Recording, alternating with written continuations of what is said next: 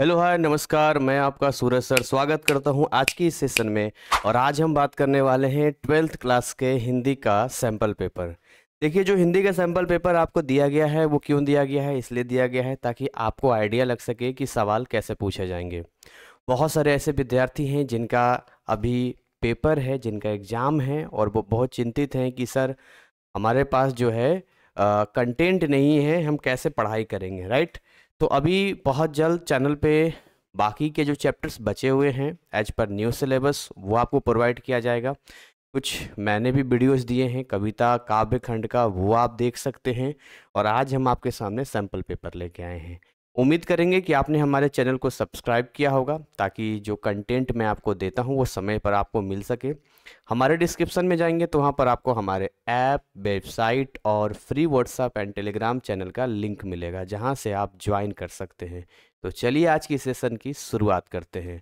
तो यहाँ पर देखिए लिखा हुआ है आदर्श प्रश्न पत्र, जिसका कोड है 301, नवीन पाठ्यक्रम है।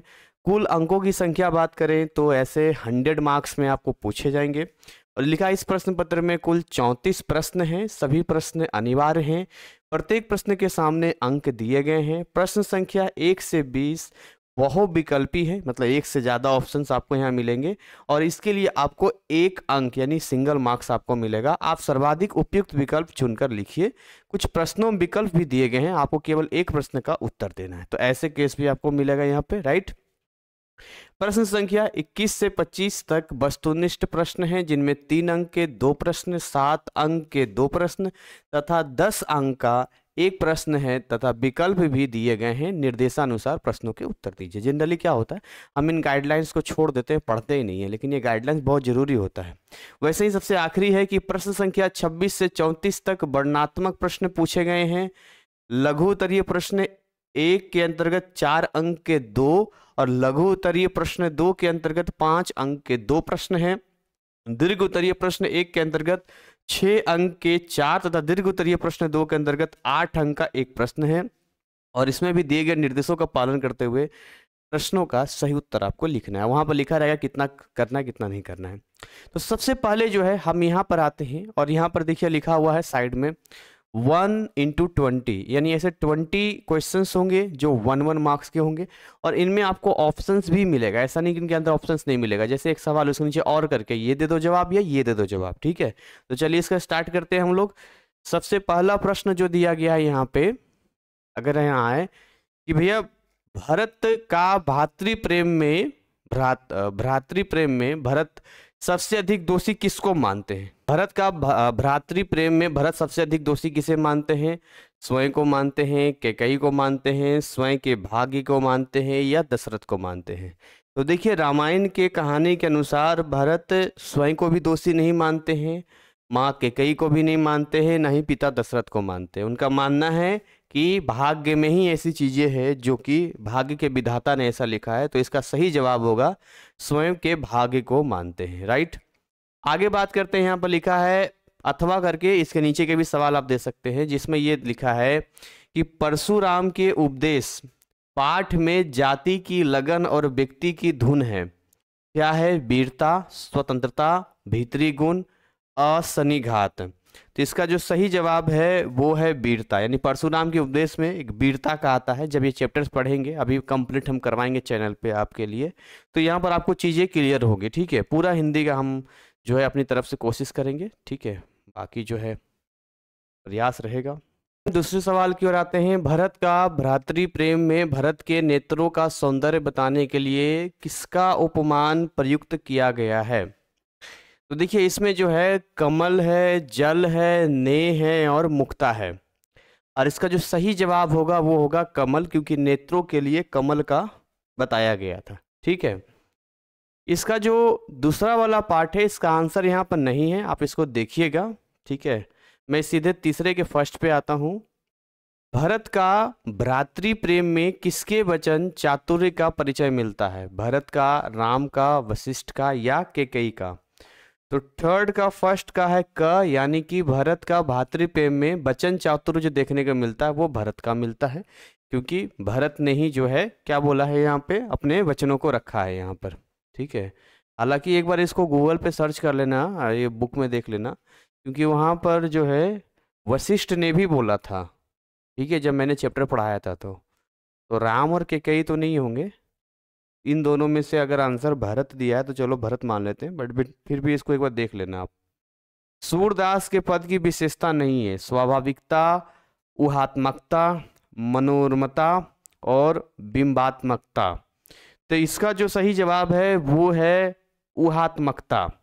ये सूरदास के पद की विशेषता नहीं है। बाकी देखिए स्वाभाविकता है, नेचुरल मिलेगा, मनोरमता मनोरम अच्छा लगेगा, है ना, बिंबाक तत्व मतलब पॉइंट बाई पॉइंट जिक्र का किया गया यहाँ पर, ये नहीं मिलेगा, ऊहात्मकता नहीं मिलेगा आपको। अगला है किस विकल्प में रूपक अलंकार है? खेलत खोनिस ना कबहू देखी, सुनी मुनि वचन राम रुख पाई, पुलक शरीर सभा बह ढाड़े, मोर अभाग उदधि अब गाहू। तो ये क्वेश्चन नंबर 4 है और इसका सही जवाब है ख, यानी ये रूपक अलंकार है, सुनी मुनि वचन राम रुख पाई। ठीक है, रूपक अलंकार में आता है यहाँ पे। ठीक है, यानी सुनी मुनि वचन राम रुख पाई, मुनि का वचन सुनकर जो है राम की ओर रुख किया, यानी राम को मनाने का, बात करने का भरत ने प्रयास किया। तो रूपक अलंकार हो गया यहाँ पे।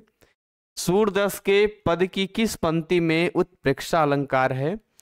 लत लटकनी मनुमत मधुप गण, ख है घुट रुनि चलत रेणु तन मंडित। ये सारे चैप्टर मैंने करवा रखा, पढ़ सकते हैं। चारु कपोल लोल लोचन, कठुला कंठ वज्र केहरी नख। और इसका सही जवाब आपका है क, यानी लत लटकनी मनुमत मधुपगन, यानी भगवान कृष्ण के बाल्यावस्था को यहाँ पर दिखाया गया है, जिसमें छोटे बच्चे को देखते हैं, लटकन जो होता है वो कमर में पहना दिया जाता है कि बच्चा इधर उधर जाएगा तो उससे जो घुंघरू की आवाज़ आएगी छोटे छोटे, वो उससे पता चलेगा माँ को कि बच्चा कहाँ पर है। ठीक है, छोटे बच्चों को दिया जाता है यहाँ। मीरा के पद की विशेषता नहीं है। मुहावरों का प्रयोग, प्रेम को छिपाना, दृढ़ता एवं साहस, माधुर्य भाव। पद की विशेषता नहीं है, तो पद की विशेषता नहीं है, मुहावरे तो प्रयोग किया ही है, दृढ़ता और साहस भी है, माधुर्य भाव भी है, प्रेम को छिपाना, उन्होंने प्रेम को छिपाया नहीं है, कृष्ण के प्रति प्रेम जो था वहां पे। इसके अलावा है 7वां है परशुराम के उपदेश पाठ की किस पंक्ति में लाक्षणिकता है? लाक्षणिकता का मतलब होता है मतलब बोलते हैं ना कि लाक्षणिक, तो जैसे बोलते चट्टानों की छाती से दूध निकालो, वह देश कभी स्वाधीन नहीं रहता है, स्वाधीन जगत में वही जाति रहती है, बाहरी वस्तु नहीं भीतरी गुण है। तो इसका सही जवाब होगा चट्टानों की छाती से दूध निकालो। तो ये किस पंक्ति में लाक्षणिकता है? तो यहाँ पर लाक्षणिकता मिलता है देखने को कि चट्टानों की छाती से दूध निकालो। हिंदी के शब्द थोड़े से कठिन है यहाँ पे, जिसको आपको समझने में दिक्कत होगी, और ये काव्य खंड में समस्या होती है। तो हमारा प्रयास है कि हम आपको एक फॉर्मेट दे पाएँ, आपको समय समय पे गाइड कर पाएँ।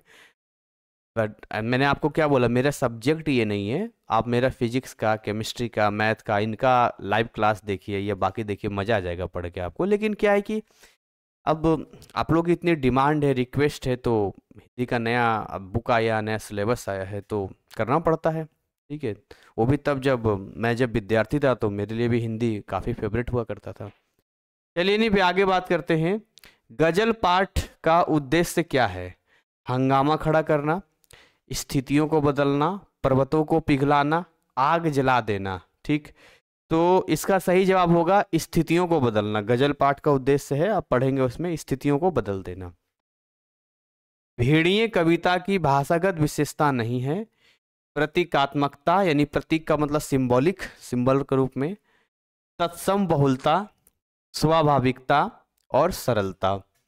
तो विशेषता नहीं है, मुझे लगता है इसका जो विशेषता होना चाहिए ठीक है ये होगा तत्सम बहुलता, इसकी विशेषता नहीं है।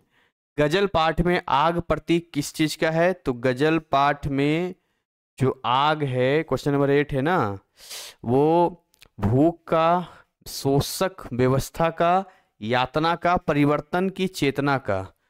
तो आग प्रतीक है परिवर्तन की चेतना का। परिवर्तन मतलब चेंजेज, चेतना का मतलब बुद्धि। है ना, दिमाग। जैसे जैसे जैसे इंसानों की चेतना बढ़ती गई, ब्रेन का लेवल बढ़ता गया, वैसे वैसे अपने आप को अपडेट करते चले गए, परिवर्तित होते चले गए। तो आग का मतलब होता है कि अंदर से आग होनी चाहिए। आग मतलब बोलते हैं ना कि भाई आग, आपके पढ़ाई में आग होनी चाहिए, मतलब क्या पढ़ाई में आग लगा दोगे, नहीं। आपका ब्रेन लेवल होना चाहिए, आपके अंदर कंसंट्रेशन होना चाहिए, आपके अंदर चीज़ें होनी चाहिए कि भाई ठीक है, हम जो है इसको चेंज करेंगे, बदलेंगे, मेहनत करेंगे, कुछ भी करेंगे, परिवर्तन लाएंगे। क्वेश्चन नंबर 9 की बात करते हैं। सुभद्रा कुमारी चौहान पाठ है संस्मरण, शब्द चित्र, रेखा चित्र, संस्मरणात्मक रेखा चित्र। ठीक है, और इसका सही जवाब है आपका घ, संस्मरणात्मक रेखा चित्र। संस्मरण का मतलब होता है कोई फैक्ट की मेमोरी, जिसको हम याद करके उसको बता रहे हैं। देखिए सुभद्रा कुमारी चौहान, देखिए क्वेश्चन नंबर 10 की बात करते हैं। तो सुभद्रा कुमारी चौहान पाठ के आरंभ में बात की गई है, तो क्या बात की गई है? तो स्मृति की विशेषता की, सुभद्रा कुमारी चौहान की, स्वाधीनता आंदोलन की, स्कूल के दिनों की। तो उसमें जो है किया गया है ये वाला, यानी कि स्मृति की विशेषता की। ठीक है, इसके अलावा क्वेश्चन नंबर 11 पे आते हैं। और सुभद्रा कुमारी चौहान की हंसी की विशेषता नहीं बताई गई है। साधारण, सरल, विश्वास युक्त, संक्रामक और निश्चित तृप्ति युक्त। ठीक है, तो हंसी की विशेषता क्या नहीं बताई गई है? तो इसका ये है साधारण नहीं बताई गई है, ये सही जवाब है। ठीक है, बाकी सरल विश्वास युक्त है, विश्वास किया सकता है आसानी से, संक्रामक है, जल्दी इमोशनल में आ जाता है, भाव में, निश्चित तृप्ति युक्त है। ठीक है, ये सारी चीज़ें हैं, बट ये नहीं है, साधारण नहीं है। सुभद्रा कुमारी चौहान की व्यक्तिगत की विशेषता है, तो क्या है? यहाँ पे 4 ऑप्शन दिए हैं। हरिजनों के पक्ष में संघर्ष करना, गृहस्थ धर्म को पूरी तरह त्याग देना, परंपरा का पूरी तरह पालन करना, मृत्यु की चर्चा का विरोध करना। तो इसमें सही जवाब दिया है परंपरा का पूरी तरह पालन करना। ये व्यक्तिगत है, यानी कि सुभद्रा कुमारी चौहान के अगर आप व्यक्तित्व पे आएंगे तो उनका जो व्यक्तित्व है, जो पर्सनालिटी है, वो है परंपरा को पालन करना, पीछे से चली आ रही एक जो हमारे पूर्वजों का या हमारे कल्चर का परंपरा है, उसको पालन करना है। ये कुछ चीजें आप ध्यान रखिएगा। यहाँ पे डायरी में सबसे पहले लिखा जाता है, तो डायरी में सबसे पहले क्या लिखा जाता है? केवल दिन दिनांक नहीं, लेखक का नाम, दिन दिनांक और स्थान, लेखक का नाम और दिनांक। तो ये जो है आपका, इसका सही जवाब है ख, यानी सबसे पहले डायरी में लिखा जाता है लेखक का नाम। ठीक है, इसके अलावा है डायरी लिखते समय आप इसकी विशेषता नहीं मानेंगे। किसकी विशेषता नहीं मानेंगे? भावाव्यक्ति, औपचारिकता, यहाँ लिखा है व्यक्तिकता, तत्कालिक प्रतिक्रिया। ठीक है, तो इसका जो सही जवाब है वो है ख, यानी कि औपचारिकता। जब डायरी लिखेंगे तो इसकी विशेषता औपचारिकता नहीं होती है, फॉर्मेलिटी नहीं होती है, इसको औपचारिकता कहते हैं। ठीक है, काम चलाओ हो गया या दिखाने के लिए नहीं होता है, उसमें हमें भाव भी देना होता है, भाव के व्यक्ति क्या है, व्यक्तिकता भी देनी होगी, तत्कालिक प्रतिक्रिया जो हुई वो भी लिखनी होती है। ठीक है, औपचारिकता नहीं। औपचारिकता किसके लिए करेंगे हम? आगे लिखा है अंडमान डायरी पाठ में लेखक, ठीक है,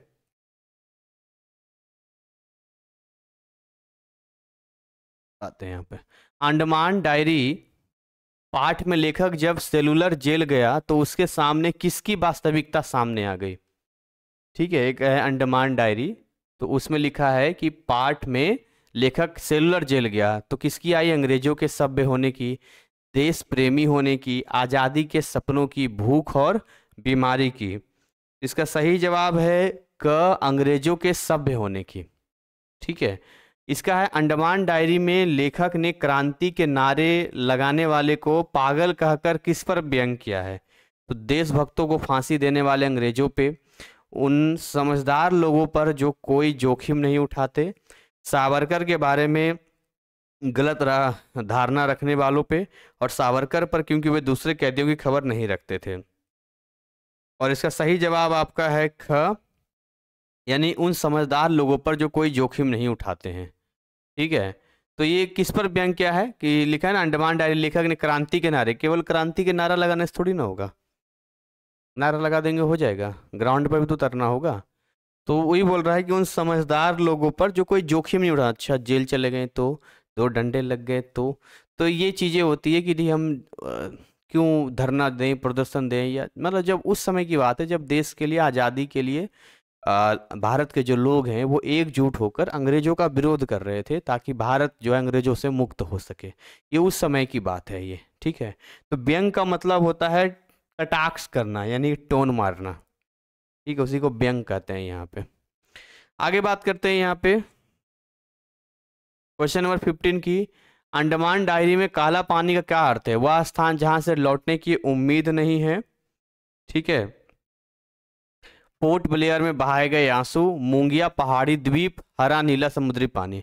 तो काला पानी का मतलब होता है वह स्थान जहां से लौटने की उम्मीद नहीं है, चारों तरफ पानी पानी होता है, बीच में जेल बना दिया जाता है, आप वहां से भागेंगे तो नहीं भाग पाएंगे। एक अजय देवगन की मूवी थी, कौन सी मूवी है मुझे ध्यान नहीं आ रहा, बहुत पहले देखी थी, तो उसमें वो सीन दिखाया है कि कैसे एक टापू में जो है एक जेल होता है, और उस जेल में अंदर कुछ सीन है ऐसा कुछ कि कैदी वगैरह होते हैं, उसको रखता है उसका ऊपर, उसमें वो मिशन पे जाता है। तो वही है कि वह स्थान जहाँ से लौटने की उम्मीद नहीं हो। काला पानी की सज़ा अंग्रेज लोग पहले देते थे ना, बहुत बुरा हाल होता था कई बार तो। वहाँ पर ऐसा है, अब कहाँ भागेगा, चारों तरफ समुद्री समुद्र है, बिना आप किसी सपोर्ट के भाग ही नहीं सकते हैं वहाँ पे, बहुत बुरा हाल हो जाता है। रीढ़ की हड्डी पाठ में यथास्थिति का सर्वाधिक विरोध कौन सा पात्र करता है? प्रेमा, शंकर, उमा या राम स्वरूप? तो इसका जो सही जवाब है कौन सा था क्वेश्चन 15? तो सही जवाब है ग, यानी उमा। उमा जो है सबसे ज्यादा यथास्थिति के सर्वाधिक विरोध का पात्र, यथास्थिति जैसी स्थिति है उसके विरोध में, ठीक है। अंडमान डायरी में लेखक ने समझदार लोगों के लिए कहा है कि वे चाय भी फूंक फूंक कर पीते हैं, आप इसकी जगह किस प्रचलित वाक्य का प्रयोग करेंगे? बोलते हैं ना आदमी वाला चाय भी फूंक फूंक कर पीता है, मतलब बहुत अलर्ट रहता है, जब दूध का जला मट्ठा भी फूंक फूंक कर पीता है ना। तो एक बार जब कोई घटना घट जाती है तो लोग बहुत सावधान रहते हैं, बहुत उस चीज़ का ध्यान रखते हैं। तो ये लिखा है दूध भी फूंक फूंक कर पीते हैं, पानी पानी क्यों फूंक फूंक कर पिएगा, छाछ भी फूंक फूंक कर पीते हैं, हवा भी फूंक फूंक कर पीते हैं। तो मुझे ऐसा लगता है इसका ग होना चाहिए, बाकी एक बार देख लेते हैं। 16 का ग ही है। दूध तो आदमी फूंक फूंक कर ही पिएगा, ठीक है, लेकिन छाछ की एक कहावत होती है कि दूध का जला छाछ भी फूंक फूंक कर पीते हैं। तो यही होता है कि चाय भी फूंक फूंक के पीते हैं, आप बोल सकते हैं छाछ भी फूंक फूंक कर पीते हैं। अच्छा तो साहब फिर बिजनेस की बात हो जाए, इस कथन से क्या पता चलता है? राम स्वरूप और गोपाल प्रसाद व्यापार करना चाहते थे, गोपाल प्रसाद की नज़र में विवाह भी बिजनेस है, शंकर और उमा व्यापारी हैं, उमा बिजनेस करना चाहती थी। और इसका सही जवाब है ख, यानी कि गोपाल प्रसाद की नज़र में विवाह भी बिजनेस है, यानी एक व्यापार है। अच्छा यहाँ से शादी कर लेंगे, यहाँ से हो जाएगा, रिश्ते अच्छे हो जाएंगे, फिर हम आगे मिलके काम कर पाएंगे, परिवार हो जाएंगे। तो कुछ इस तरह के सोच होती है, विवाह भी बिजनेस का पार्ट है यहाँ पर। क्वेश्चन नंबर 18 पे बात करते हैं। सुभद्रा कुमारी चौहान पाठ के अनुसार बंधन से मुक्ति से स्वरूप कैसा होना चाहिए? देखिए सुभद्रा कुमारी चौहान यहाँ पर है, पाठ का नाम यहाँ पे। तो सुभद्रा कुमारी पाठ के अनुसार बंधन से मुक्ति मतलब बंधन में है, इसे आज़ादी चाहिए, मुक्ति से स्वरूप कैसा होना चाहिए? सामाजिक व पारिवारिक मान्यताओं और रूढ़ियों से मुक्ति, अंग्रेजी शासन से मुक्ति, तार्किक और मानवीय, उपयुक्त सभी। तो इसका सही जवाब है आपका घ, उपयुक्त सभी, यानी कि सामाजिक, ये आंसर है, यानी कि यहाँ पर सामाजिक और पारिवारिक मान्यताओं और रूढ़ियों से मुक्ति भी होनी चाहिए आदमी को।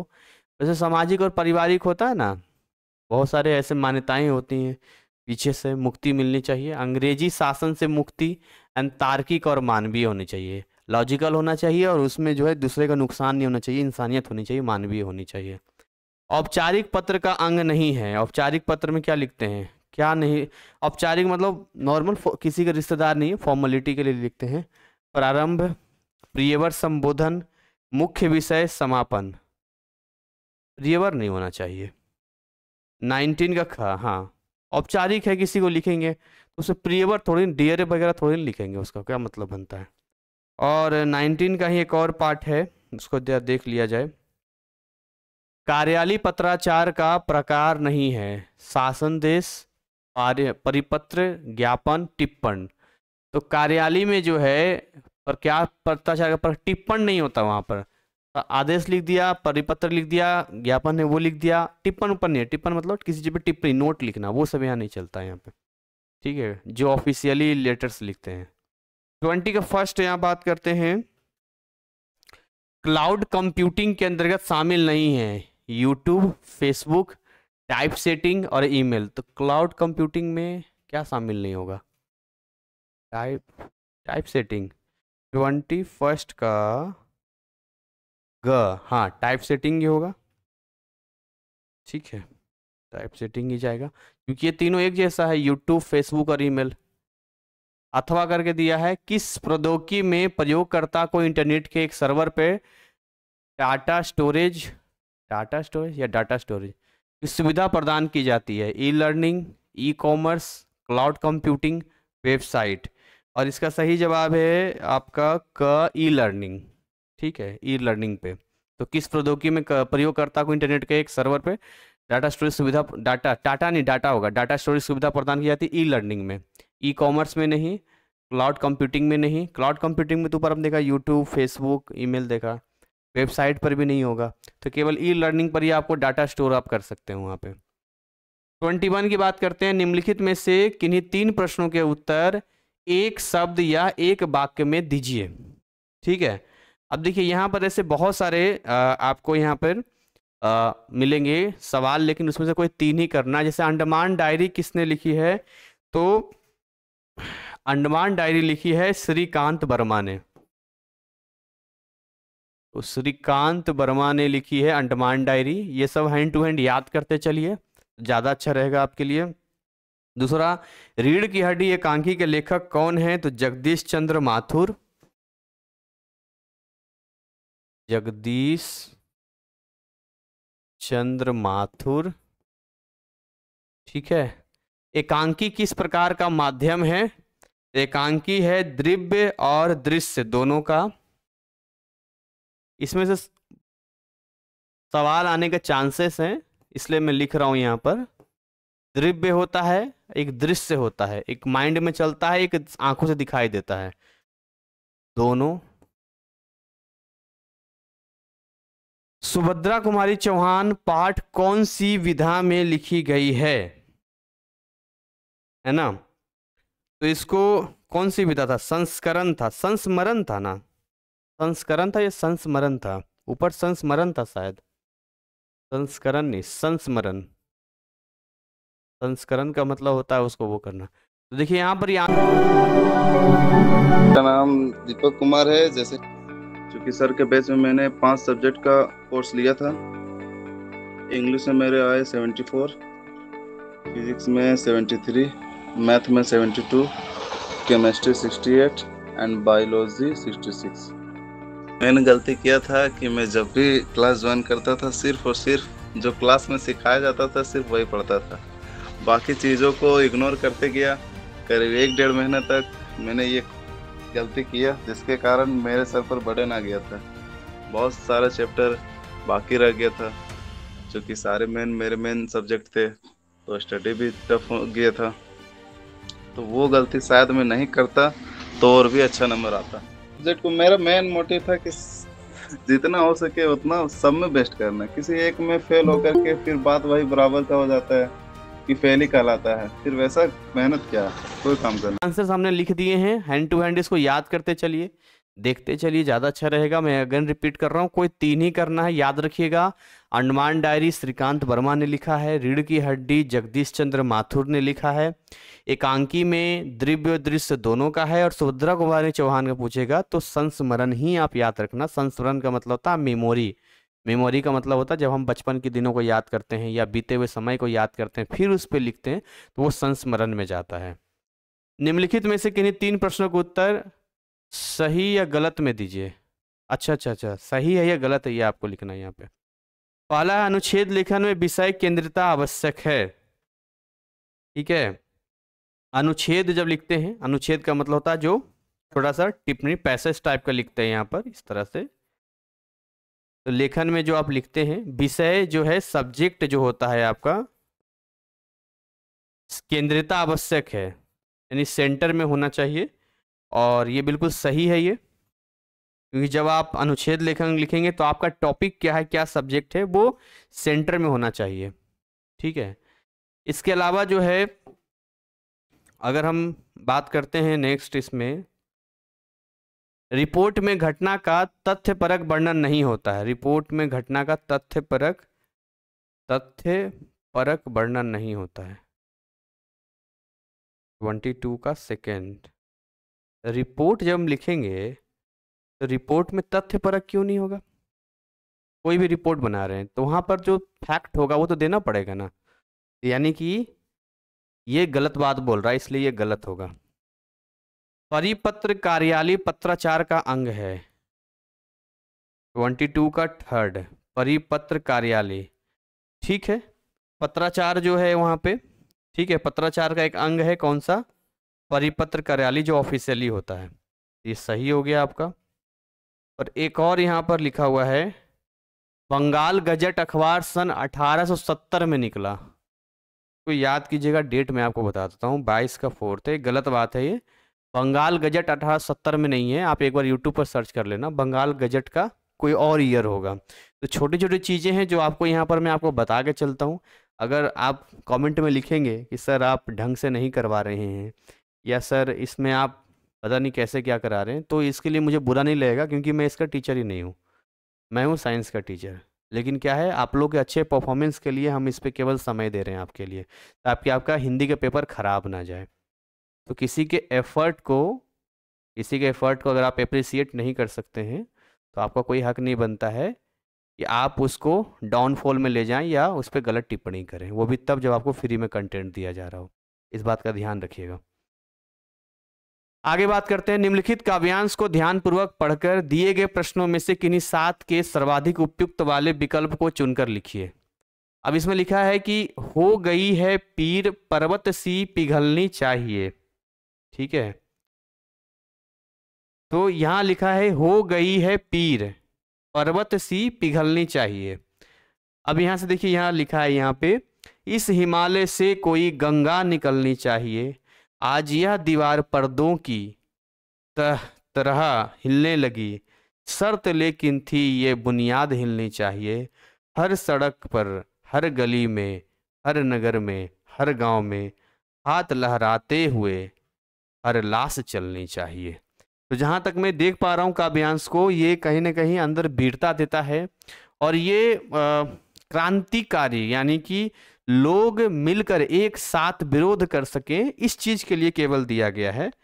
तो इसमें इसलिए लिखा गया है यहाँ पे कि हो गई है पीर पर्वत सी पिघलनी चाहिए, यानी जैसे पर्वत को आप देखते हैं कैसे पिघलता है, ठीक है ना।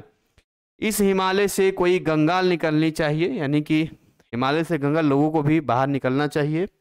आज यह दीवार पर्दों की तरह हिलने लगी, शर्त लेकिन थी कि ये बुनियाद हिलनी चाहिए, जो बुनियाद बना हुआ उसको हिलाना है सारी चीज़ों को। और हर सड़क पे, हर गली में, हर नगर में, हर गांव में, हम कहते हैं इंसान क्या, लाश को भी चलना चाहिए। ठीक है, अब इसमें लिखा है हो गई पीर में संकेत किस चीज का दिया, कौन सा क्वेश्चन है ये?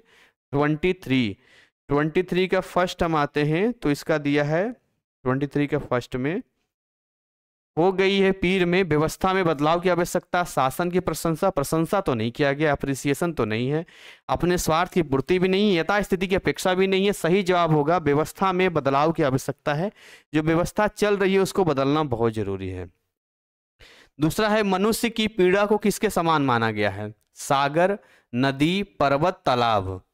तो इसमें जहां तक पर्वत का ही जिक्र है, फिर भी मैं देख लेता हूं, पर्वत ही होगा कि मनुष्य की पीड़ा को किसके समान माना गया है? पर्वत के समान माना गया है। कि कैसे अब देखते पर्वत होता है, हिमालय से एक गंगा निकलनी चाहिए, तो गंगा मतलब से गंगा निकलता है, पिघलता है, तो वैसे ही जो दुख होता है इंसान का, पीड़ा होता है, वहां से दुखी तो है। अगर आप क्या बोलते हैं, अगर मान के चलो भारत गुलाम था उस समय, आपकी आज़ादी नहीं है, आप स्वतंत्र ही नहीं हैं, तो इससे बड़ी पीड़ा क्या हो सकती है कि अपने ही देश में आप आज़ाद नहीं हैं।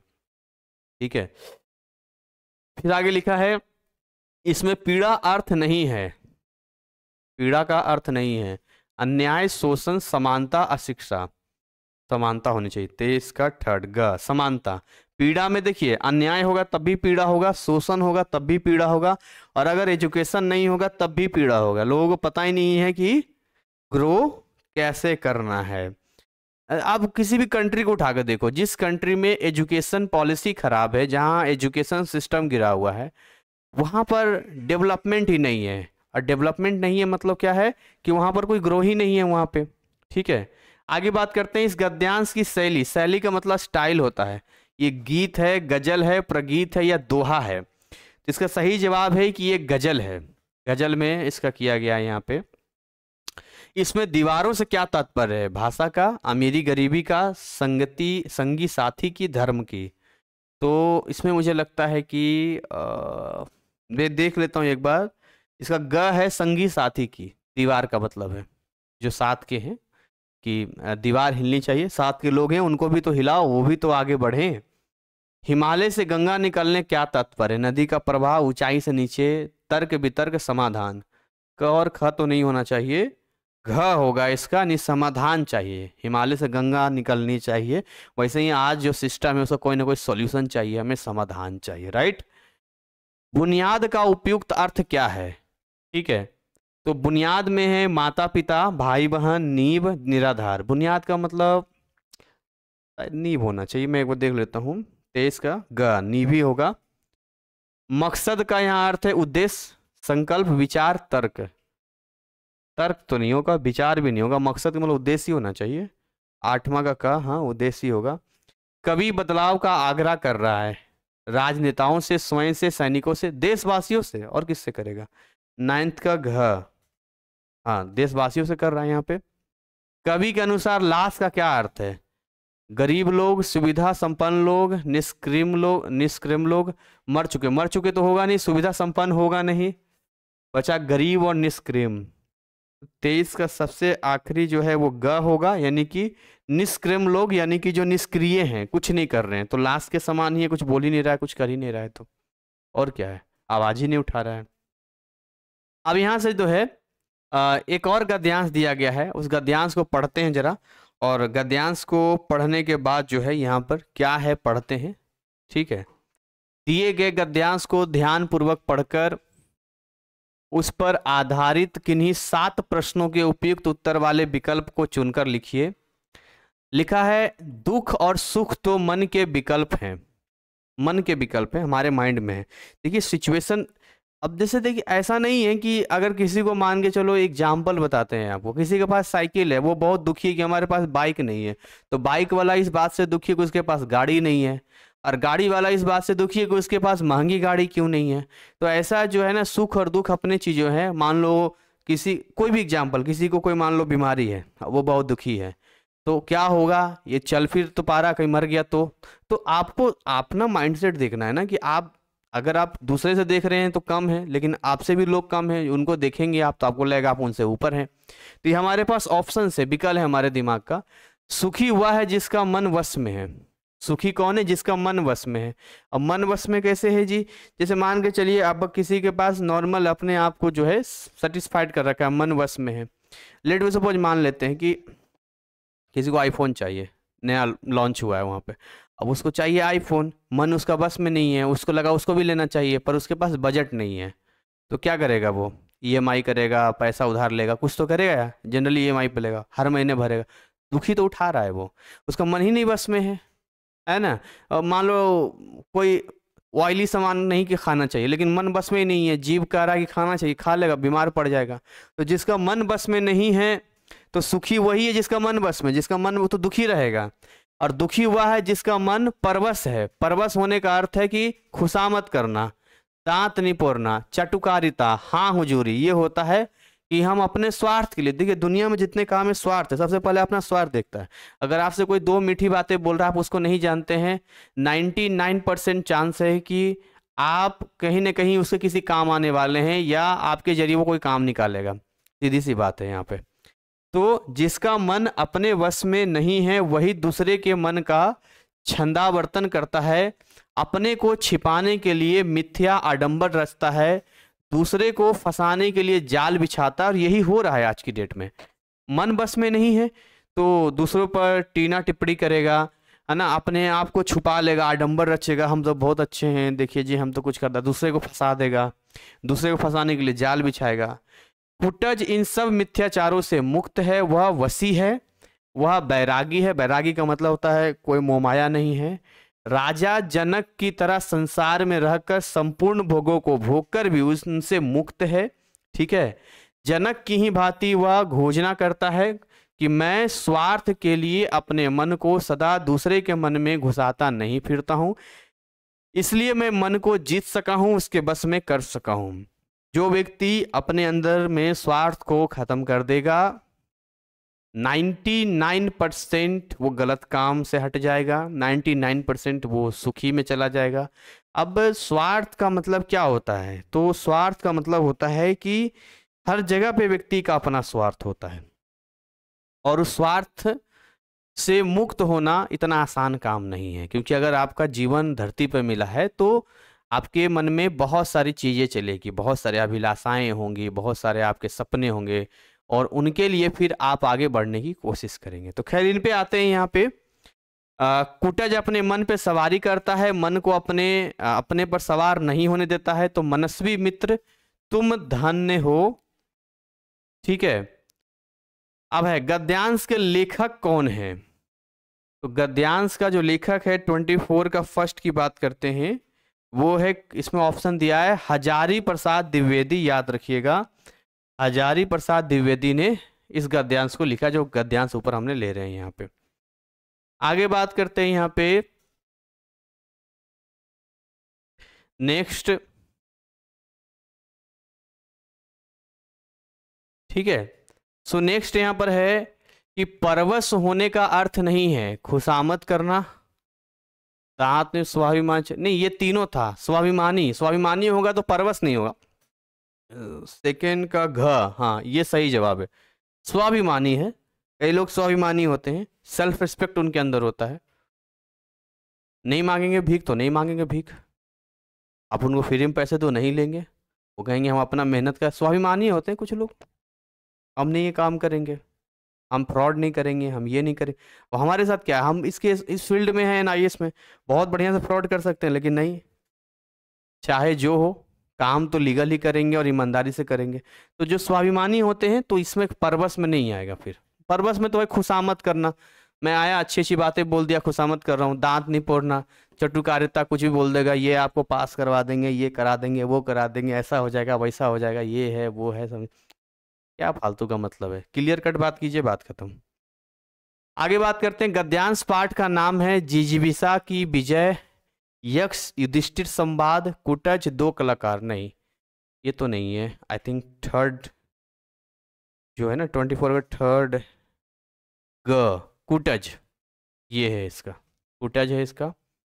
मिथ्या का उपयुक्त अर्थ है, झूठ ही तो होता है, सच, काल्पनिक, आकाशगामिना।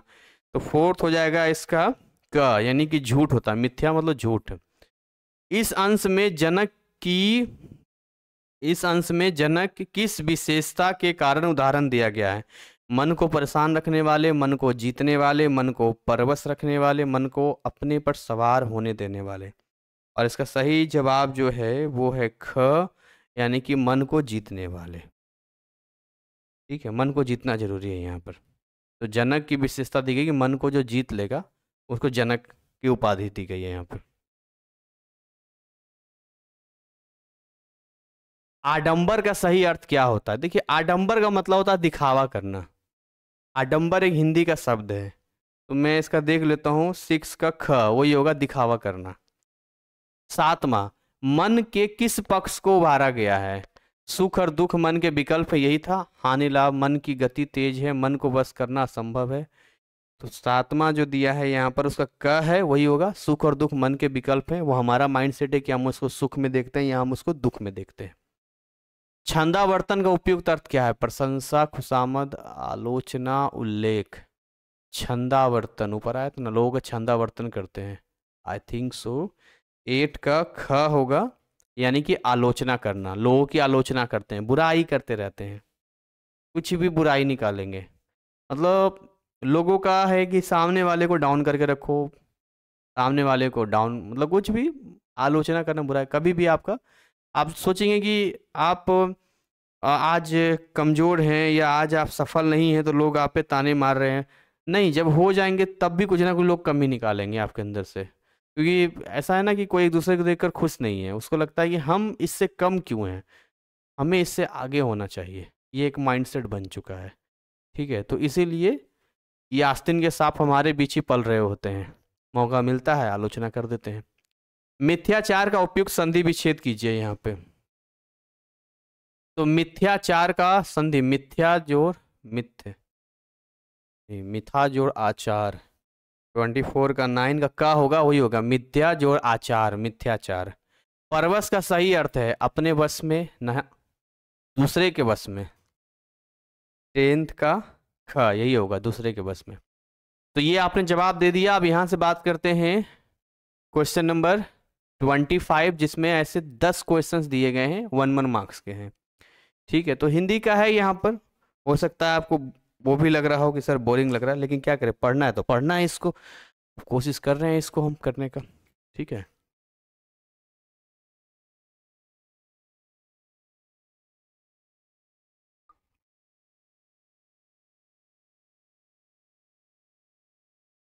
अब आप लोग के लिए काम करना पड़ता है।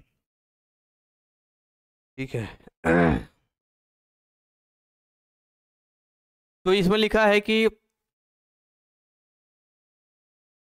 निम्नलिखित व्याकरण संबंधी प्रश्नों में से किन्हीं 10 के उत्तर लिखिए। अब आ गए हैं व्याकरण पे। किस पे आ गए? व्याकरण पे आ गए हैं। तो व्याकरण की बात करते हैं। विलोम शब्द लिखिए, जैसे विकास और विदेशी। तो विकास का क्या हो जाएगा? पतन, है ना। इसका क्या हो जाएगा? पतन हो जाएगा, नीचे गिरना, डेवलप हो रहा है। स्वदेशी हो जाएगा विदेशी का। बाबा रामदेव देखते हो कितना प्रचार करते हैं, स्वदेशी स्वदेशी, विदेशी चीजें मत इस्तेमाल करो।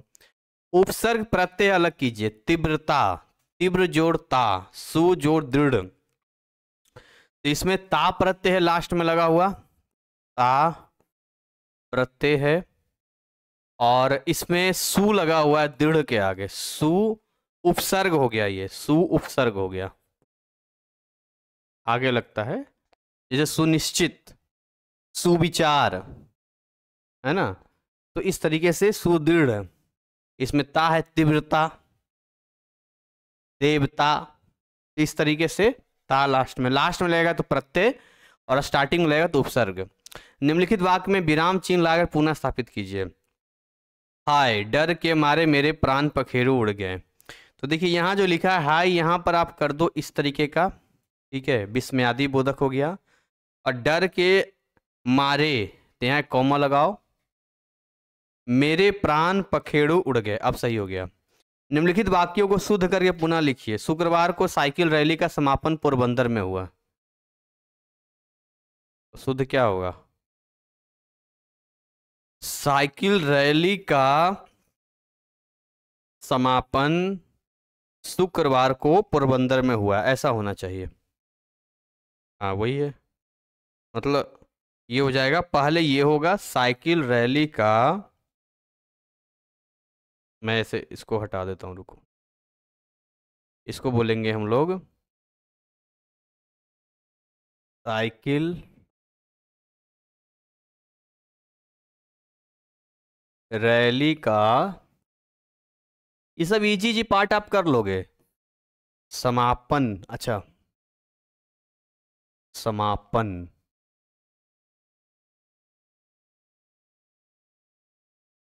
समापन, साइकिल समापन शुक्रवार को पोरबंदर में हुआ।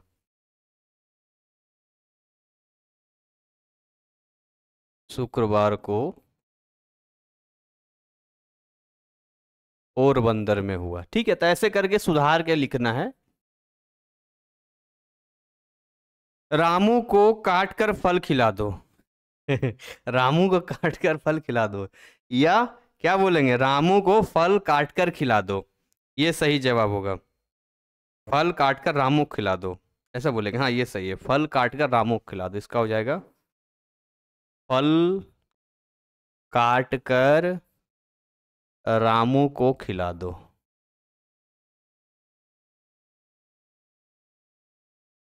ठीक है, निम्नलिखित वाक्यों को जोड़कर संयुक्त वाक्य बनाइए। अच्छा ठीक है, आगे बढ़ते हैं। लिखा एक रात की बात है, मेरे घर चोर आए। अब इसको बनाइए, कैसा बनेगा ये? तो बोलेंगे एक रात मेरे घर चोर आए, ये तो बोलेंगे। अच्छा 3 है। एक रात की बात है, मेरे घर चोर आए, बाहर खड़ी साइकिल चुरा कर ले गए। इसका पूरा लाइन हो जाएगा, एक रात मेरे घर चोर आए और बाहर खड़ी साइकिल चुरा कर ले गए। क्या बोलेंगे? एक रात, है ना, एक रात मेरे घर चोर आए,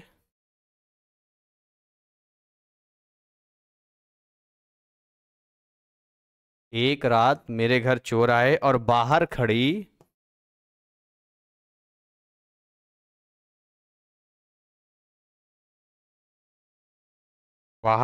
साइकिल चुरा कर ले गए।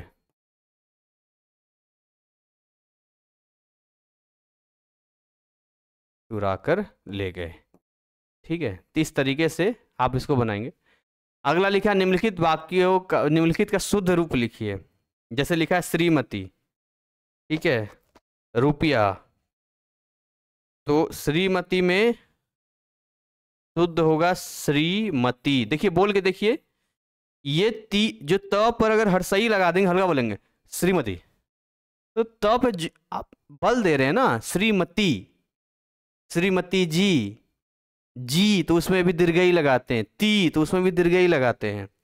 ठीक है, और बाकी रुपया का तो ठीक ही है, रुपया में तो रुपया रहेगा, यही रहेगा जो है, ये तो बिल्कुल ठीक है। आगे बात करते हैं, निम्नलिखित को भाववाच्य में बदलिए।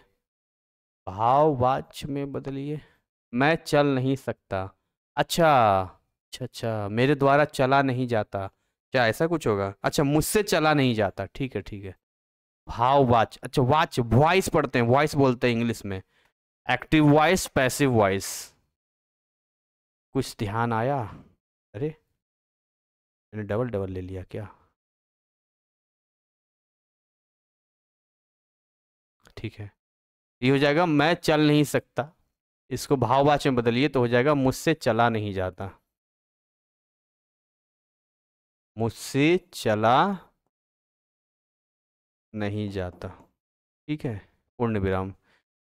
संधि विच्छेद कीजिए, जन्मोत्सव, तो हो जाएगा जन्म प्लस उत्सव, तो बन गया जन्मोत्सव। स्वाधीन, स्व जोड़ आधीन, ये तो आसान आसान है, स्व जोड़ आधीन, स्वाधीन। जैसे विद्यालय होता है, विद्या जोड़, ठीक है, विद्या जो आलय होता है, ऐसे करके कुछ होता है। विग्रह पूर्वक समास का नाम लिखिए, देशभक्ति और रात दिन। देशभक्ति में तो ऐसा हो जाएगा, तत्पुरुष समास होगा, देश के लिए भक्ति, तत्पुरुष समास, तत्पुरुष समास का मतलब देश के लिए भक्ति, देश के लिए भक्ति, है ना। रात दिन तो ये हो जाएगा, यहाँ पर आपका द्वंद्व समास हो जाएगा, क्योंकि भाई बहन, माता पिता, रात और दिन, है ना, तो ये हो जाएगा आपका कैसा? द्वंद्व, द्वंद्व, द्वंद्व समास। ठीक है, और इसका रात और दिन का, रात दिन का हो जाएगा रात और दिन, और खाली लगा देंगे बस, इस तरह का समास एक बार फिर भी पढ़ लेना। ठीक है, समास के पढ़ लेना इसमें। चलिए आगे बात करते हैं। नेक्स्ट, गागर में सागर, गागर ये वाला, अच्छा ये नहीं, अभी एक और है, इक पढ़ते से 2 शब्द बनाइए, तो इक से 2 शब्द बनाइए। जैसे राजनीतिक, आर्थिक, इक लग रहा है ना, राजनीतिक बोल के देखिए, नी जोड़ लगा रहे, तिक, इसको जल्दी निकल रहे, तिक, राजनीतिक, आर्थिक, इक लग रहा है ना, आर्थिक हो गया। ठीक है, इसके अलावा गागर में सागर भरना, मुहावरे का अर्थ सहित वाक्य में प्रयोग कीजिए। उत्तर बड़ी बात, उत्तर बड़ी बात काक थोड़े शब्दों में कहना, उत्तर बड़ी बात को थोड़े शब्दों में कहना। चलिए इसका हम बात करते हैं, बड़ी बात को थोड़े शब्दों में, गागर में सागर। अच्छा, इसका उत्तर यहीं पर दे दिया है। अरे यार, इसका आंसर यही दे दिया, बड़ी बात, मतलब ये है ना उत्तर है, बड़ी बात को थोड़े शब्दों में कहना, इसको बोलते हैं गागर में सागर। बहुत बड़ी बात है, तो उसको थोड़े शब्दों में बोल दिया, तो इसको हम बोलेंगे गागर में सागर, है ना। इतने बड़े सागर को एक गागर एक बर्तन में डाल दिया, तो उसी को बोलते हैं गागर में सागर। ठीक है। प्रतिदिन शब्द में कौन सा सभा समास होगा? उत्तर, उत्तर यही दे दिया है। अच्छा, इन सब का उत्तर भी दे दिया है। अव्ययमान समास है यहाँ पे। सदैव शब्द में दे, अव्ययी भाव हो गया यहाँ पे। सदैव शब्द में स्वर संधि का कौन सा भेद है? तो दे दिया वृद्धि संधि, आंसर तो यही दे दिया है। कोई शब्द में सर्वनाम कौन सा प्रकार है? अनिश्चयवाचक है, निश्चित तो है नहीं। मेरा घर यहां से बहुत दूर है, वाक्य में कौन सा कारक है? अपादान। कर्ता ने कर्म को कारण से, है ना, तो ये होता है मेरा घर यहां से बहुत दूर है, तो दूरी का दिखा रहा है, से का मतलब यहाँ पे। ठीक है। क्वेश्चन नंबर 26 से, निम्नलिखित काव्यांश की सप्रसंग व्याख्या कीजिए। तो सबसे पहले तो हम ये जानेंगे कि सप्रसंग व्याख्या कैसे की जाती है, पहले क्या लिखना होता है, उसके बाद हम क्या लिखेंगे, क्या क्या चीजें रहेगी, वो सारी चीजें हम यहाँ पर आपको बताते हैं। आंसर्स में पूरा नहीं है, ये आंसर आपको खुद करना पड़ेगा। ठीक है। तो बेसिकली ये सैंपल पेपर सोल्व कराने का मकसद यही था कि आप घर पे भी जब सोल्व करें तरीके से गाइडलाइन मिल जाए। देखिए, जैसे मान के चलिए मैं आपको एग्जाम्पल देता हूँ, मैं पढ़ के एक बार बता देता हूँ, फिर आपको बताता हूँ।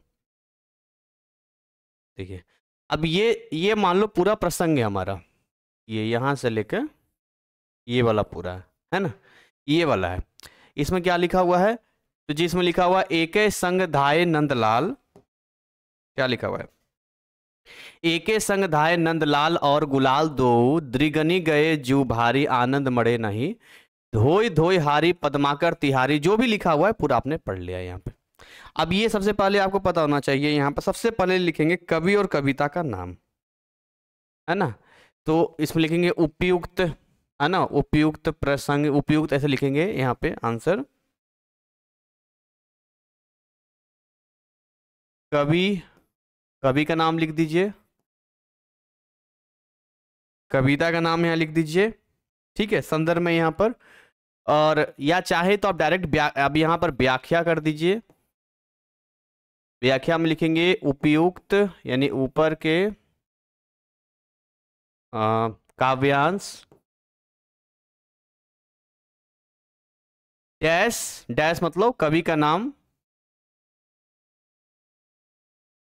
के द्वारा, है ना, कविता का नाम, इस कविता जो भी रहेगा से लिया गया है, द्वारा लिखित, ऐसे लिखेंगे, लिखित दिस कविता से लिया गया है, लिया गया है। जैसे मान लो हजारी प्रसाद द्विवेदी के द्वारा, है ना, कुछ कविता के नाम से इसे लिया गया है। ठीक है। अब यहाँ से स्टार्ट करेंगे इसकी व्याख्या। जो भी इसका व्याख्या आपको मन में आता है, जो आपने पढ़ा है, मैंने कहा ना अभी हिंदी पे हम लोग काम करेंगे तो वहाँ पर आपको हम बताएंगे। तो इसकी पूरी व्याख्या लाइन बाय लाइन यहाँ पर आपने लिख दिया। ठीक है, व्याख्या वगैरह कर दिया यहाँ पे। लास्ट में करना होता है आपका, देखिए मैं आपको ही बता रहा हूँ यहाँ पे, इसका जो आंसर लिखा है,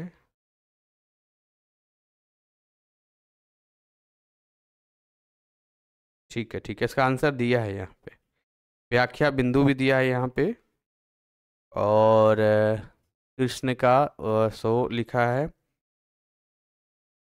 फिर संदर्भ, संदर्भ फिर से लिया है इसने। ठीक ठीक ठीक। देखिए, तो जैसे मान के चलिए यहाँ पर ये वाला आप लिख लेंगे यहाँ पे। अब व्याख्या में आप पॉइंट बाय पॉइंट भी लिख सकते हैं, जैसे कि अब इसमें कुछ पॉइंट आंसर में देखिएगा, जैसे होली या फाग का दृश्य है, इसमें होली और फाग के दृश्य को दिखाया गया है। कृष्ण और अबीर के आंखों में सामना है, अबीर के बहाने कृष्ण को आंखों से निकालना है ना, विवस्था का उल्लेख है। जो भी है आप पॉइंट बाय पॉइंट भी लिख सकते हैं, जैसे भी लिख सकते हैं। ये तरीका हो गया लिखने का, यहाँ पे हो गया आपका। इसके अलावा जो है आपका नीचे वाले में आएंगे, तो नीचे वाले में भी वही सेम केस चलेगा यहाँ पे। जैसे मैं इनका बता देता हूँ, ये इसमें पद्माकर हो गया, यहाँ पर नाम हो गया पद्माकर, और ये हो गया कवित। इससे भी लिख सकते हैं। तो मतलब ये नॉर्मल तरीका है लिखने का, जैसा कि आपको यहाँ पर लिखना है। ठीक है, चलिए नीचे का भी सेम केस होगा, वैसे ही लिखेंगे यहाँ पे। आप एक बार देख लीजिएगा, पढ़िएगा तो, क्योंकि अब ये उन्हीं को समझ में आएगा जिन्होंने पढ़ा है। यहाँ पे 27 पे आते हैं। निम्नलिखित प्रश्नों में से किन्हीं दो के उत्तर 50 से 60 शब्दों में लिखिए। जैसे पठित दोहों के आधार पर बिहारी की किन्हीं 3 भाषागत विशेषताओं पर टिप्पणी कीजिए। ठीक है, तो यहाँ पर आंसर देखिए, मैं पढ़ के बता देता हूँ जो लिखा हुआ है यहाँ पे। किन्हीं 2 प्रश्नों के उत्तर प्रश्न लिखिए यहाँ पे। एक काम करते हैं, डबल स्क्रीन कर देते हैं, ज़्यादा आपके ध्यान रहेगा। 3 अलग अलग डिपार्टमेंट्स में डिवाइड कर दिया है। यानी अब से अगर आपको प्रिपरेशन से रिगार्डिंग कोई काउंसलिंग या क्वेरी करनी है, यानी स्टडी मटेरियल से रिलेटेड है, तो आप हमारे व्हाट्सअप नंबर 9643480201 पे कांटेक्ट कर सकते हैं। इसके अलावा अगर आपके पास कोई जनरल इंक्वायरी है तो आप हमें व्हाट्सअप कर सकते हैं 7982449432। एंड अगर आपका कोई भी क्वेरी या कोई भी ऐसा इंक्वायरी है जो NIS एडमिशन से रिलेटेड है, कोई करेक्शन है, तो जो जितने भी टेक्निकल सपोर्ट होगा ये हमें आप व्हाट्सअप कर सकते हैं 9289377247 पे। तो ये जो हमने आपके लिए सर्विस दी है, ये आपके बेटर फैसिलिटी के लिए दिया है, आप इसका लाभ ले सकते हैं। पद्माकर, कवित हो गया, व्याख्या बिंदु, होली या फाग का दृश्य, कृष्ण और अबीर की आंखों में सामना, इस तरह से अभिव्यक्ति हो गया, ये सारी चीजें। ठीक है, क्वेश्चन नंबर 27 पे आते हैं। तो 27 में जो है देखिए इस तरीके से लिखेंगे। सवाल यहाँ पढ़ लेते हैं 27 का। ये बोल रहा है कि निम्नलिखित प्रश्नों में से किन्हीं 2 के उत्तर 3 दिया, कोई 2 का। जैसे पठित दोहों के आधार पर बिहारी किन्हीं 3 भाषागत विशेषताओं पर टिप्पणी कीजिए। तो बिहारी की अगर हम बात करते हैं, है ना, तो बिहारी में यहाँ पर अगर हम बात करें 50 से 60 शब्दों में लिखना होता है, और आप बना के लिख सकते हैं, ऐसी बात नहीं है। जैसे इसमें पहले लिखा है ब्रज भाषा आया है, माधुर्य है, अर्थ चारुत्व है, अनुप्रास है, यमक है, श्लेष अलंकार आदि में से 3 विशेषताओं का उल्लेख। ठीक है, तो इसमें क का लिखा है पठित दोहे का बिहारी के 3 भाषागत विशेषताओं के 3 भाषागत। तो इसमें बहुत सारा, इसमें कोई 3 कर लो, या तो ब्रज भाषा के ऊपर, या तो माधुर्य के ऊपर, अर्थ चारुत्व। 1 2 3 4 5 6 ऐसे 6 दिया है, 6 में से कोई 3 पे आपको लिखना है। तो आप इसके आंसर्स कैसे लिखेंगे मैं आपको बता रहा हूँ। इसमें पूरा आंसर नहीं है, गूगल सर्च करना या अपने बुक को ओपन करना, वहां पर आपको मिल जाएगा। ठीक है, अब मेरे पास टाइम नहीं कि मैं आंसर रेडी करूं, बट ये काम आपको करना पड़ेगा, मैं आपको रास्ता दिखा रहा हूँ। ठीक है, इसके अलावा संयुक्त परिवार कविता का मूल संदेश लिखिए। तो इसमें लिखा है संयुक्त परिवारों का टूटना, एकल परिवारों में बढ़ोतरी। आप बना के भी लिख सकते हैं कि संयुक्त परिवार आजकल क्या हो रहे हैं, टूट रहे हैं, और एकल परिवारों में बढ़ोतरी हो रही है, लोग अकेले ही रहना चाह रहे हैं, छोटी छोटी फैमिलीज बना रहे हैं, हम दो हमारे दो का। मानवीय संबंधों का टूटना, परिवार बिखर रहा है, पीड़ा के माध्यम से संबंधों और परिवार को बचाने की आवश्यकता की व्यक्ति। तो डिटेल में अपने मन से, हिंदी है ना, हिंदी में आपको बना के लिखना पड़ेगा जैसा भी आपका होगा। ठीक है, चलिए आगे बात करते हैं। हमें तो जवाब केवल 2 ही देना है, लेकिन फिर भी देख लेते हैं। नक्शे कविता में पर्यावरण के प्रति चिंता किस प्रकार व्यक्त हुई है। तो नक्शे कविता में पर्यावरण के प्रति चिंता किस तरह, नक्शे में जंगल, नदी, पर्वत सबको दिखाया जाता है, पर जंगल में पेड़ नहीं है ना, नदी में पानी नहीं है, और पहाड़ों पर पत्थर कम हो रहे हैं।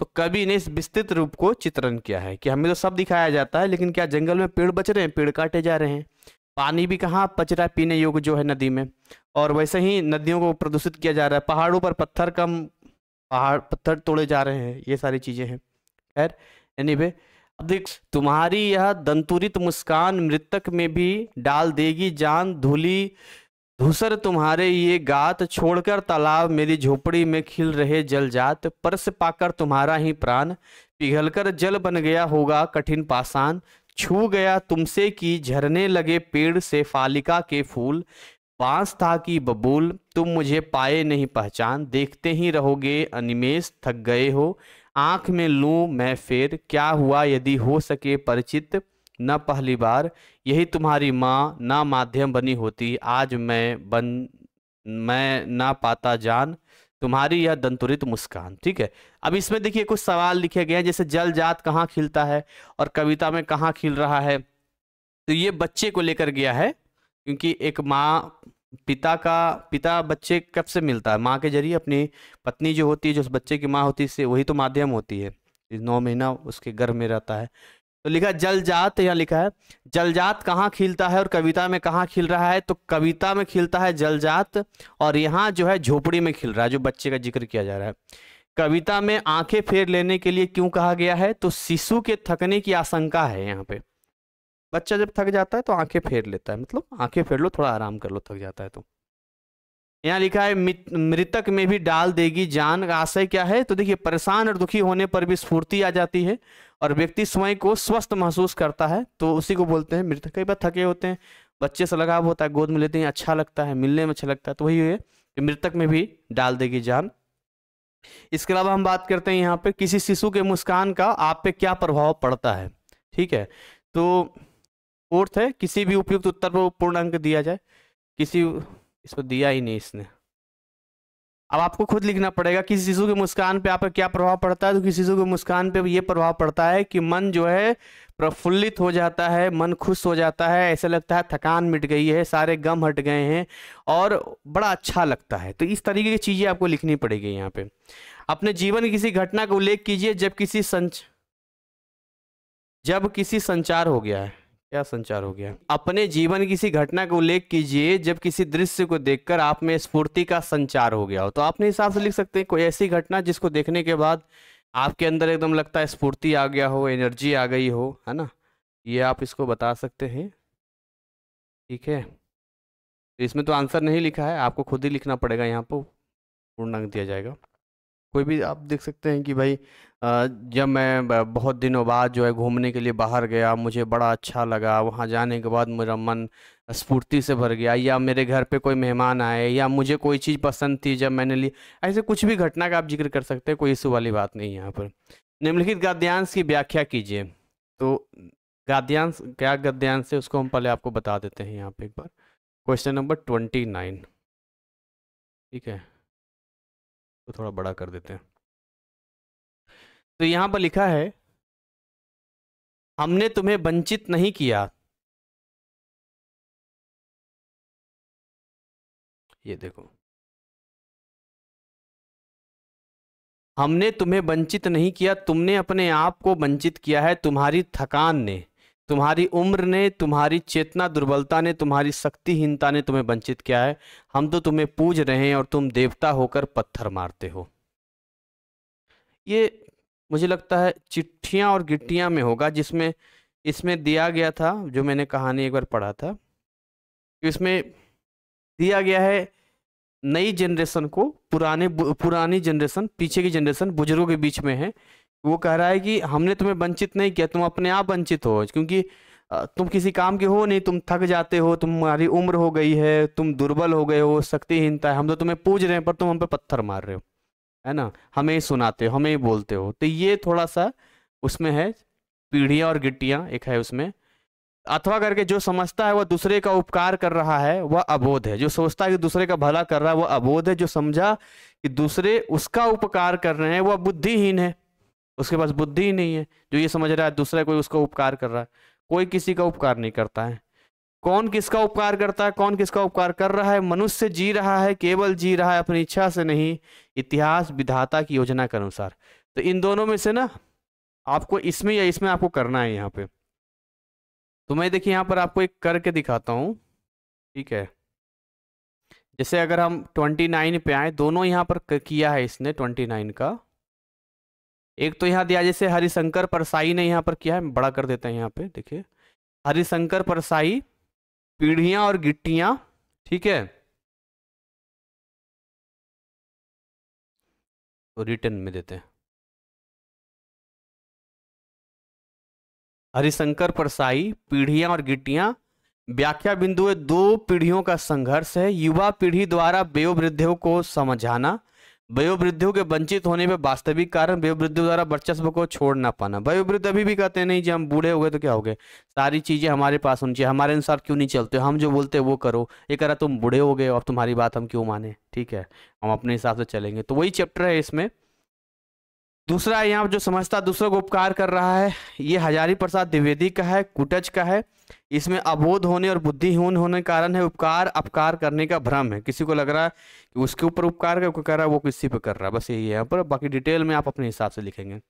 निम्नलिखित प्रश्नों में से किन्हीं दो के उत्तर 50-60 शब्दों में लिखिए। जैसे चीफ की दावत कहानी में मध्यवर्गीय मानसिकता के व्यक्ति किस प्रकार हुई है। तो देखिए चीफ की दावत कहानी आप देखेंगे उसमें कैसे जो है एक अपने बॉस के लिए अपनी एक बूढ़ी माँ को के साथ कैसे वो बदतमीजी और बर्ताव करता है। तो हमें ये पता चलता है कि मध्यवर्गीय मानसिकता ऐसी है कि अपने स्वार्थ के लिए, अपने निजी लाभ के लिए वो घर परिवार या पीछे के जो बुजुर्ग हैं अपने ही परिवार के लोगों को अपमानित कर रहे हैं, नहीं समझ रहे हैं, चंद पैसों के लिए, चंद लाभ के लिए। 30 में आते हैं, किन्हीं दो प्रश्नों का उत्तर ही देना था ना। तो चीफ की दावत स्वार्थ की प्रवृत्ति, हीनता का बोध, पिछली पीढ़ी की उपेक्षा, तरक्की का मोह, तरक्की करने के चक्कर में। बाकी डिटेल आप लिखना। कुटज पाठ में लेखक स्वार्थ के लिए जीना का खंडन करता किस प्रकार करता है। तो कुटज में ये करता है जी, ठीक है, कुटज में ये करता है जैसे बहुत सारे लोग हर बात में स्वार्थ ढूंढते हैं, ठीक है। इसमें देखेंगे मनुष्य केवल स्वार्थी हो रहा है, मनुष्य की सामाजिकता दूसरों को लिए, मनुष्य स्वयं को दूसरे के लिए देता है। तो वही सारी आलोचना करना ही करना, वही सारी चीज जाएगा। बाकी गूगल पे भी आंसर इसमें मिल जाता, अब इन सब का आंसर गूगल पे मिल जाएगा, ढंग का मिलेगा। इसमें तो आंसर ही इसने नहीं दिया है ढंग से।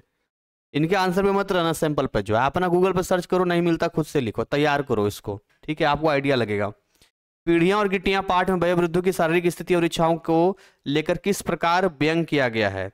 तो व्यंग ये दिया गया कि देखिए जी वयोवृद्ध की शारीरिक स्थिति चित्रण दिया गया, वो अब किसी काम के नहीं है, है ना। वयोवृद्ध चाहते हैं उनका अधिकार और प्रभाव बना रहे, अभी भी उनके लोग सुने। दोनों स्थितियों के चित्रण से उत्पन्न व्यंग किया गया, दोनों स्थितियों में, है ना, व्यंग मतलब कटाक्ष किया गया है। आगे बात करते हैं क्वेश्चन नंबर 31। निम्नलिखित गद्यांश को ध्यान पूर्वक पढ़िए, पूछे गए प्रश्नों के उत्तर दीजिए। अभी चलिए एक बार पढ़ लेते हैं, अब ज्यादा है नहीं, 34 सवाल है, लास्ट ही है यहाँ पे, तो इसको थोड़ा सा हल्का सा बड़ा कर देते हैं ना।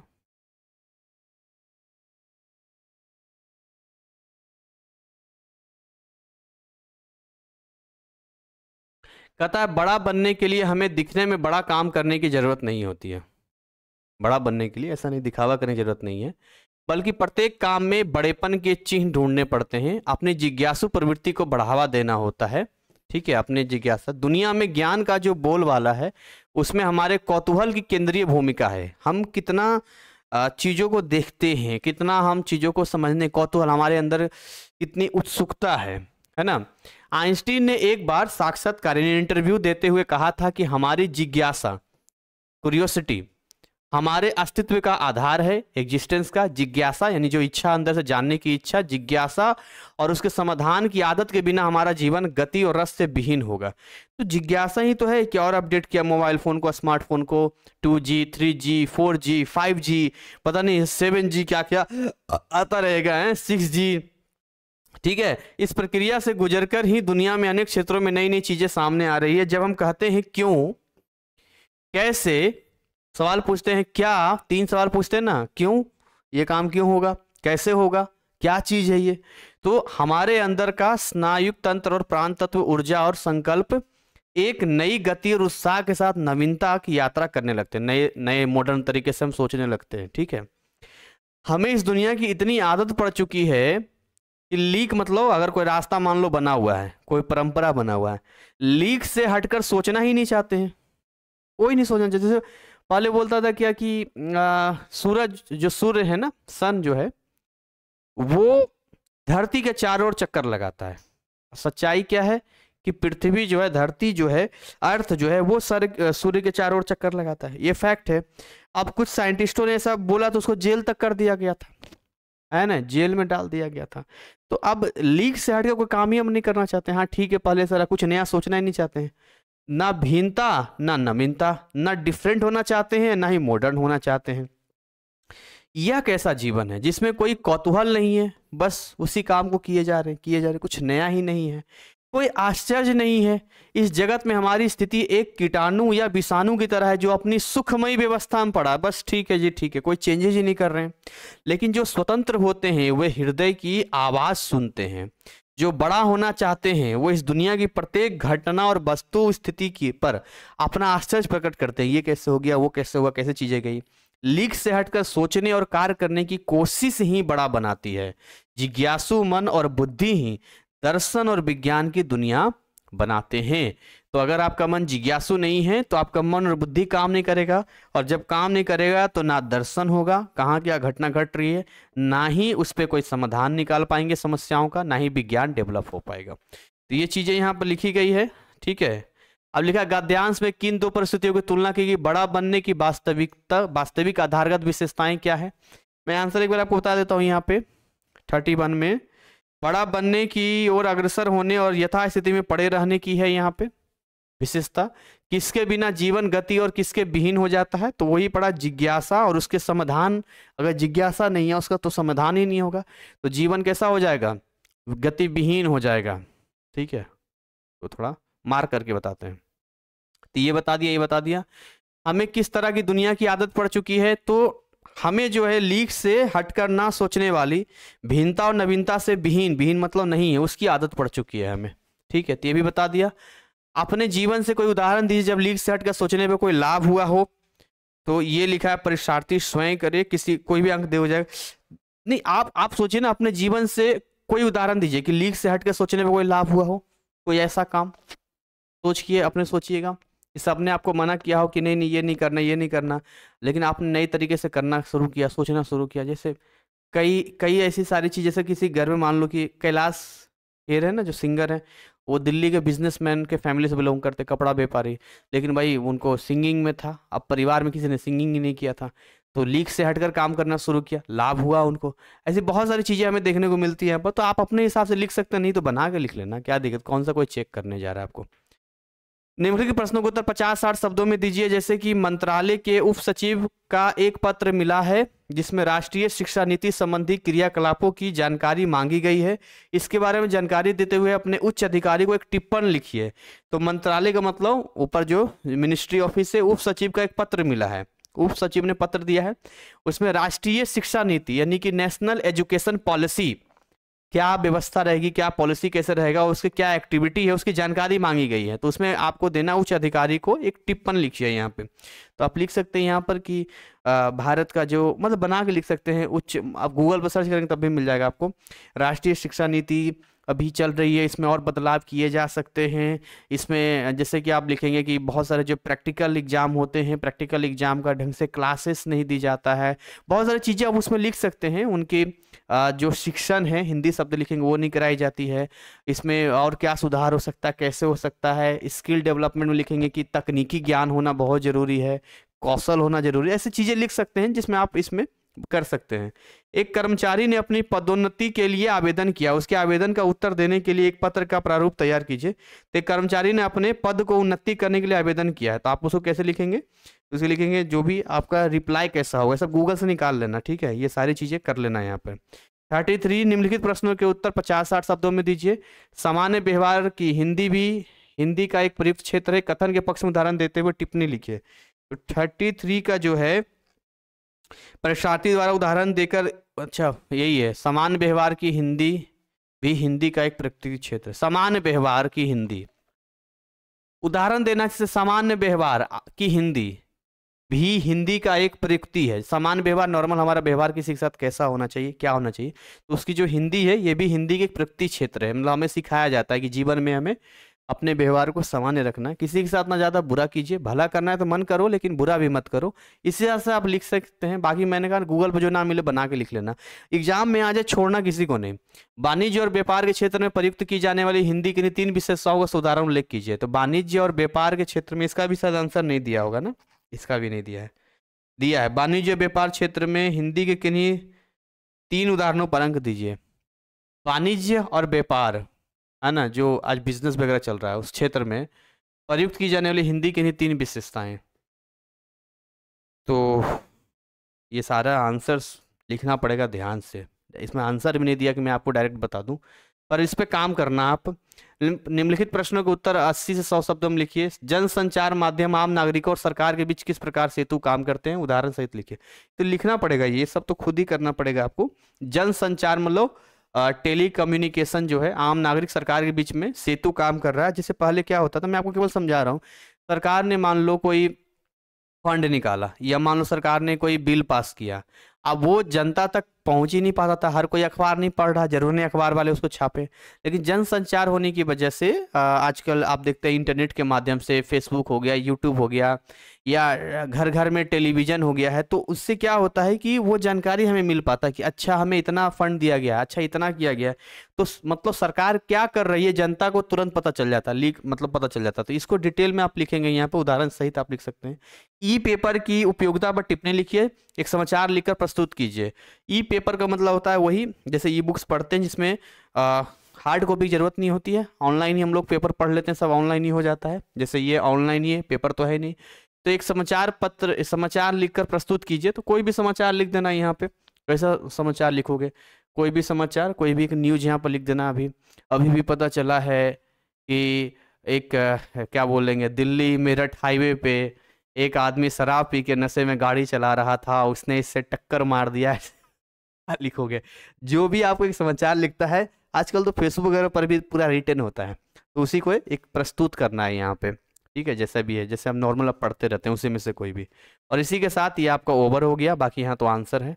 तो उम्मीद करेंगे कि मैंने अपनी तरफ से कुछ गाइडलाइंस आपको दिए हैं। मैं परफेक्ट नहीं कह रहा हूँ कि मैं बिल्कुल हिंदी का परफेक्ट टीचर हूँ, मैं हिंदी का टीचर हूँ ही नहीं, मैं बस आपको केवल रास्ता दिखा रहा हूँ।